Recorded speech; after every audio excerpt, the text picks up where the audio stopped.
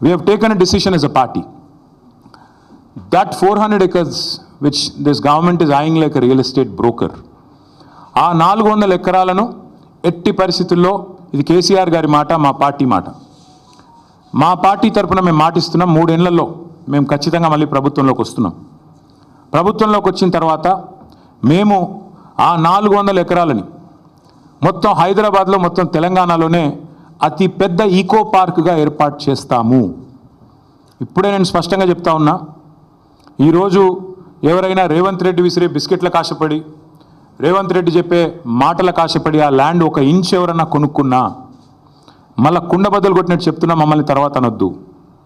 ఖచ్చితంగా ప్రతి ఇంచ్ తిరిగి వెనక్కి తీసుకుంటాము.